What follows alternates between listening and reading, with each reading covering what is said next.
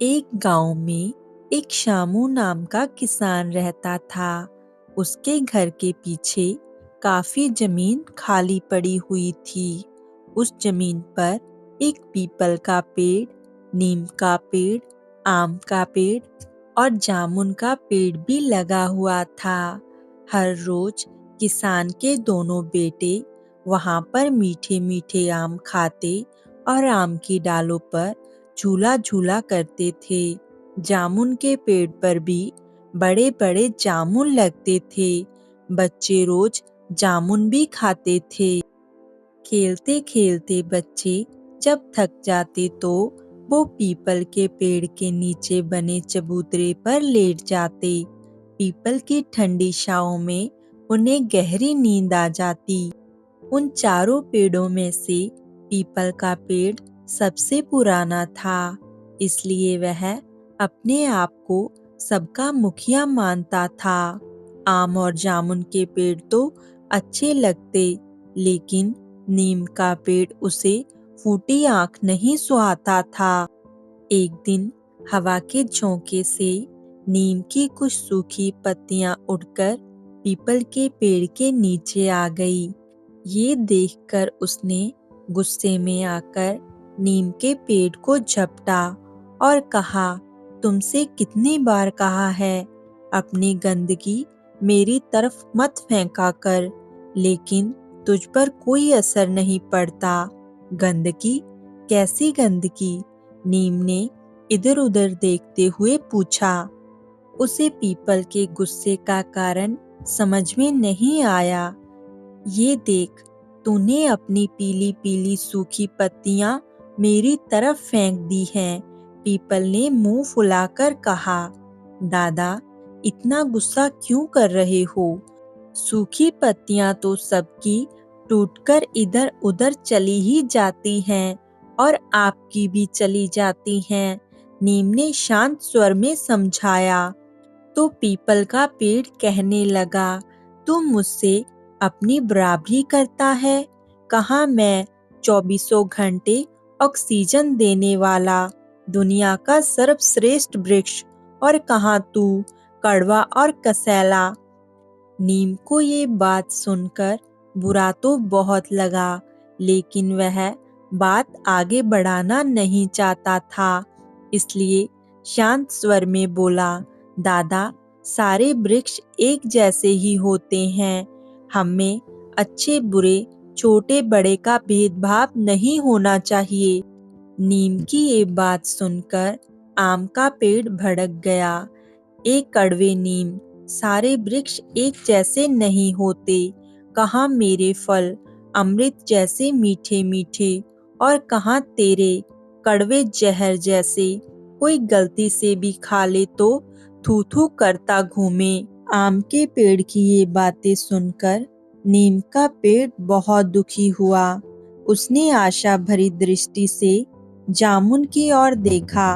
उसके फलों में हल्का सा खट्टापन होता है, इसलिए उसे विश्वास था कि वह उसका साथ जरूर देगा।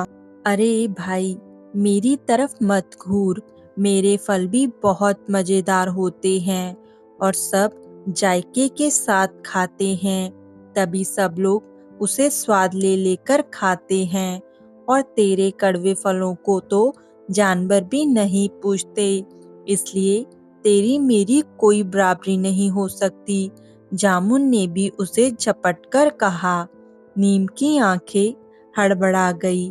कुछ सोचकर उसने कहा, आप सब लोग मेरा मजाक उड़ा रहे हैं, लेकिन मेरी भी कुछ उपयोगिता है। तेरी कैसी उपयोगिता? बता, मैं भी तो सुनूं। पीपल के पेड़ ने हंसते हुए ताना मारा। जब भी किसी चीज में कीड़े लग जाते हैं, तब उसमें मेरा ही तेल डाला जाता है। नीम ने बताया। कोई ऐसा काम क्यों करें जो उसमें कीड़े पड़े? हम लोगों की तरह साफ सुथरा रहो और कभी कीड़े पड़ेंगे ही नहीं। पीपल ने नीम की उपयोगिता को हवा में उड़ा दिया। नहीं दादा, इसकी बात में दम है, जरा ध्यान से सोचिए। आम की मुद्रा अचानक से गंभीर हो गई। ये देख नीम को बहुत राहत मिली। उसे लगा कि आम उसका महत्व समझ गया है। तभी पीपल ने आम के ऊपर आंखें तरेरी। मैं ध्यान से क्या सोचूं? इसकी बात में कोई दम नहीं है। दादा, ऐसा मत कहिए। ये बेचारा हमसे सबसे छोटा है। हमें इसकी बातों पर ध्यान देना चाहिए। आम ने समझाया। आम का साथ पाकर नीम को बहुत राहत मिली। तभी जामुन ने आंखें मटकाते हुए कहा, दादा, आम सही कह रहा है। ध्यान से सोचोगे तो आप भी समझ जाओगे कि आम आदमी के लिए भले इसकी कोई उपयोगिता नहीं हो, लेकिन ये कीड़े मकोड़ों का साथी जरूर है। तभी इसके फलों का नाम नीम कौड़ी रखा गया है। नीम और कीड़ों के नाम से मिलाकर नीम कौड़ी। आम ने ठहाका लगाया। जामुन और पीपल भी उस पर हंसने लगे। नीम को समझ में आ गया कि इन सब से बहस करने का कोई फायदा नहीं है, इसलिए वह चुप हो गया। लेकिन पीपल, आम और जामुन ने इसी उसकी कमजोरी समझा। वह जब भी मौका पाते नीम का मजाक उड़ाने लगते। इससे नीम बहुत दुखी रहने लगा था। कुछ दिनों बाद किसान ने एक कमरा बनवाया। उसमें काफी पैसा खर्च हो गया। उसके पास दरवाजे और खिड़कियों के लिए चौखट और पल्ले बनवाने के लिए पैसे नहीं बचे थे। एक दिन वह पीपल के नीचे उदास बैठा था। किसान का बड़ा बेटा उसकी उदासी का कारण जानता था। उसने कहा, पिताजी, आपने घर में इतने पेड़ लगा रखे हैं, आप इनमें से लकड़ी क्यों नहीं बनवा लेते?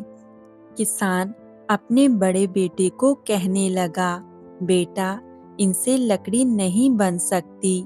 लेकिन क्यों पिताजी? क्योंकि पीपल से छाया और शुद्ध हवा तो बहुत मिलती है, लेकिन इसकी लकड़ी किसी काम नहीं आती। आम की लकड़ी भी जलाने के लिए तो अच्छी है, लेकिन उसकी लकड़ी के पटरे मजबूत नहीं होते। थोड़े ही दिनों में उनमें कीड़े भी लग जाते हैं, किसान ने बताया। तो छोटा बेटा कहने लगा, अपने पास जामुन का पेड़ भी तो है। इसकी पतली पतली शाखाओं को पकड़कर हम लोग झूलते रहते हैं, लेकिन वह कभी टूटती नहीं। मुझे लगता है कि इसकी लकड़ी बहुत मजबूत होगी। आप इसके दरवाजे और चौखट बनवा लीजिए। बेटा, जामुन की लकड़ी में बहुत लचक होती है, इसलिए झूला झूलने पर भी उसकी पतली शाखाएं नहीं टूटती। लेकिन उसका यही गुण बहुत बड़ा अवगुण भी है। किसान ने सांस भरते हुए कहा, वो कैसे पिताजी? छोटे बेटे ने अपनी पलकें झपकाई। जामुन की लकड़ी इतनी मुलायम होती है कि उसके चौखट बन भी नहीं सकते। अगर बना ही दिए जाएं तो दरवाजे के पल्लों का भार नहीं सहन कर पाएंगे। अगर उनके पटरों से पल्ले बनवा दिए जाएं तो वह भी कुछ दिनों में सूखकर टेढ़े मेढ़े हो जाएंगे, किसान ने बताया। फिर कुछ सोचते हुए बोला, अगर किसी तरह चौखट की लकड़ी का इंतजाम हो जाता तो मैं पल्लों की लकड़ी खरीदने के लिए थोड़ा बहुत इंतजाम कर सकता था। उनकी सारी बातें चुपचाप नीम खड़ा सुन रहा था। किसान की बात सुन उसने अपनी शाखाएं जोर से हिलाई। ऐसा लगा जैसे वो कुछ कहना चाह रहा हो, किंतु किसान ने उसकी ओर ध्यान नहीं दिया। नीम ने अपनी शाखाएं दोबारा से हिलाई। इस बार छोटे बेटे ने नीम की ओर देखा और फिर बोला, पिताजी, सुना है नीम की लकड़ी में कभी कीड़ा नहीं लगता। हाँ बेटा, तो आप नीम की लकड़ी से चौखट क्यों नहीं बनवा लेते पिताजी? छोटे बेटे ने कहा। अरे हाँ, ये तो मैंने सोचा ही नहीं था कि गांव में कुछ लोगों ने नीम के चौखट बनवाए थे, वह 20 साल से वैसे के वैसे हैं। किसान का चेहरा प्रसन्नता से खिल उठा। उसने उठकर नीम की शाखाओं को गौर से देखा, फिर उसके तने को चूमते हुए बोला, शाबाश दोस्त, तुमने मेरी समस्या का हल कर दिया है। अब मेरा घर पूरा बन जाएगा। किसान के दोनों बेटों ने भी नीम के तने को प्यार से थपथपाया, फिर वहां से जाने लगे। अचानक छोटा बेटा चौंक कर रुक गया और पीपल की जड़ की ओर इशारा करते हुए बोला, पिताजी ये देखिए, ये क्या हो गया? अरे, इसकी जड़ों में तो कीड़े लग गए हैं। अब ये पीपल जल्दी ही सूख जाएगा। बड़े बेटे ने दुख भरे स्वर में कहा, अरे, चिंता मत करो, हमारा ये बेहतरीन दोस्त पीपल को भी ठीक कर देगा।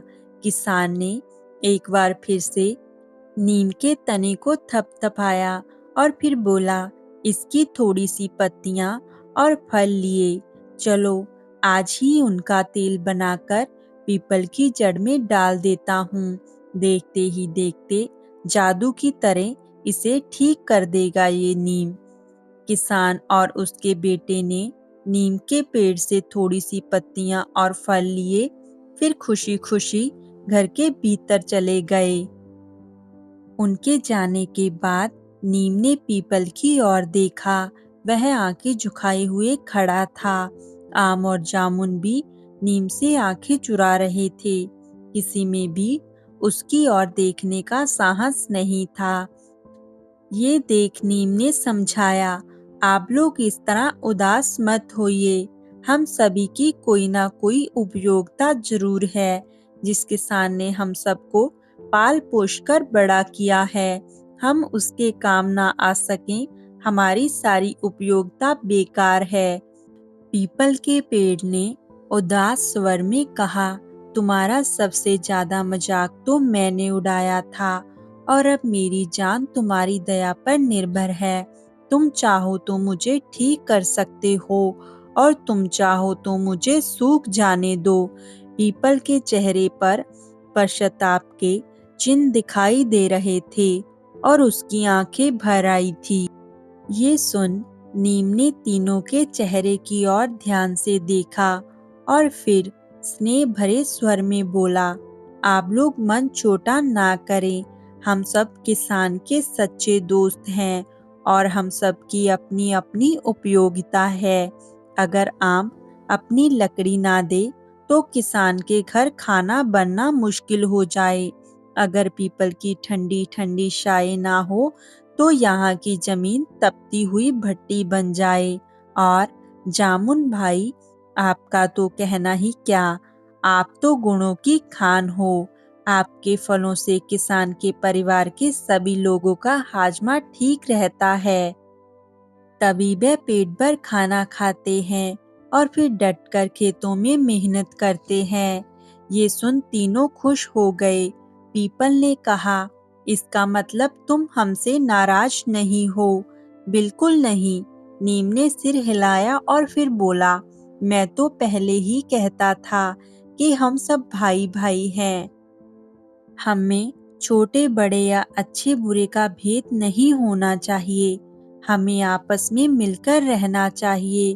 उस दिन से सभी वृक्षों में दोस्ती हो गई, जो आज तक कायम है।